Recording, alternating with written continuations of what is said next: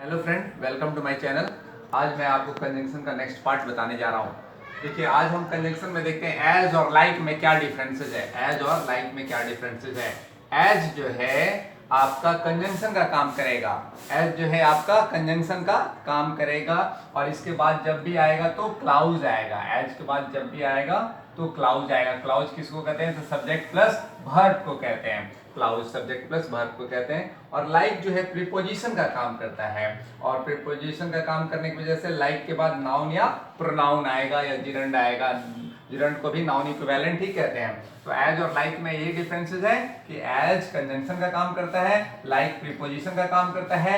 As के बाद clause आएगा। क्लाउज किसको कहते हैं? तो सब्जेक्ट प्लस वर्ब को कहते हैं। मतलब एक छोटा सा उपवाक्य क्लाउज का हिंदी मीनिंग होता है, ठीक है। और लाइक प्रीपोजिशन का काम करने की वजह से इसके बाद नाउन या प्रोनाउन आएगा। जैसे सेंटेंस देखिए, ही रैन लाइक ए पैंथर। तो देखिए, लाइक के बाद पैंथर जो आया नाउन है, ये लाइक के बाद यहाँ पर एज का लगाना गलत हो जाएगा। Please do as I tell you. तो देखिए, यहाँ एज है, उसके बाद एक क्लाउज आया है, छोटा सा वाक्य यानी उपवाक्य आया, इसलिए एज के बाद उपवाक्य आएगा यानी क्लाउज आएगा। यहाँ पर लाइक लगा दीजिएगा तो गलत हो जाएगा। अगला पॉइंट हम लोग देखते हैं बिकॉज और बिकॉज ऑफ में क्या अंतर है। तो बिकॉज जो है कंजंक्शन का काम करता है और इसके बाद आपका क्लाउज आएगा। बिकॉज जो है कंजंक्शन का काम करता है और इसके बाद क्लाउज आएगा। और बिकॉज ऑफ प्रीपोजिशन का काम करता है और इसके बाद नाउन या प्रोनाउन आएगा। तो बिकॉज के बाद क्लाउज। जैसे सेंटेंस देखिए, Ram is not present in the class because he is ill. तो देखिए, एक क्लाउज आया, ही इज इल एक क्लाउज है। तो बिकॉज क्या करता है? कंजंक्शन का काम करता है और इसके बाद क्या आएगा? एक क्लाउज आएगा। और बिकॉज ऑफ प्रीपोजिशन का काम करता है, इसके बाद क्या आएगा? नाउन या प्रोनाउन आएगा। जैसे सेंटेंस देखिए, she was late because of the train. Of the train क्या है? नाउन है, यानी बिकॉज ऑफ के बाद क्या आया? नाउन आया। तो इस प्रकार से आपने देखा बिकॉज और बिकॉज ऑफ में अंतर।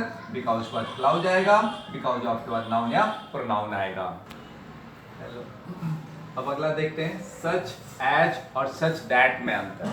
ठीक है, अगला देखते हैं सच एज और सच दैट में अंतर। कहाँ सच एज लगाइएगा, कहाँ सच दैट लगाइएगा।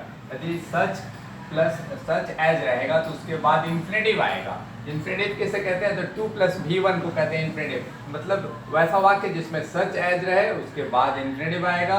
वह सच के बाद यदि दैट आएगा तो दैट के बाद क्लाउज आएगा। जैसे देखिए, I am not such a fool as to believe that, है ना। तो यहाँ पर देखिए, यहाँ पर सच के बाद एज लगा तो इंफिनिटिव लगाया टू प्लस V1। अब दूसरा सेंटेंस देखिए, it was such A cold night that I stopped writing, है ना। तो देखिए, सच के बाद यदि दैट आया तो उसके बाद एक क्लाउज आया, आई स्टॉप्ड राइटिंग। ठीक है, तो स्टॉप के बारे में जानते हैं। स्टॉप के बाद जिरंड आता है ना। स्टॉप के बाद जिरंड आता है, जैसे स्टॉप राइटिंग बोलते हैं। और स्टॉप के बाद इंफिनिटिव भी कभी कभी आ जाता है, जैसे ही स्टॉप्ड टू स्मोक। जैसे ही स्टॉप्ड टू स्मोक, जैसे ही टू स्मोक हुआ तो इसका मतलब हुआ कि वो रुका स्मोकिंग करने के लिए। ठीक है, ही स्टॉप्ड टू स्मोक मतलब वो गाड़ी रोका है स्मोकिंग करने के लिए। ही स्टॉप्ड स्मोकिंग मतलब वो स्मोकिंग करना छोड़ दिया है। तो इस प्रकार से स्टॉप के बाद इंफिनिटिव भी आता है और जिरंड भी आता है। He stopped to smoke, he stopped smoking, दोनों दो मीनिंग, डिफरेंट मीनिंग दे देता है। अगला पॉइंट देखते हैं, बिटवीन के बाद हमेशा एंड आता है। याद रखना है, बिटवीन के बाद हमेशा एंड आता है, टू का इस्तेमाल नहीं कीजिएगा। जैसे सेंटेंस है, contact us between 10 AM and 6 PM। इस प्रकार से आपने देखा सच एज और सच दैट में डिफरेंसेस। फिर से एक बार रिवाइज कर दे रहा हूँ, such as plus infinitive, such that plus clause. Clause किसको कहते हैं? तो V1 plus S1 plus V1, subject plus verb. तो छोटे से वाक्य को क्लाउज कहते हैं, यानी हिंदी में उसको उपवाक्य कहते हैं। और बिटवीन जब भी रहेगा तो उसके बाद TO2 मत लगाइएगा, एंड लगाइएगा। और इसके पहले भी हम लोग कंजंक्शन में बहुत कुछ सीखे थे। ठीक है, आज हम इतने ही रहने देते हैं। और यदि वीडियो अच्छी लग रही है तो सब्सक्राइब कीजिएगा, लाइक कीजिएगा, शेयर कीजिएगा। Thank you.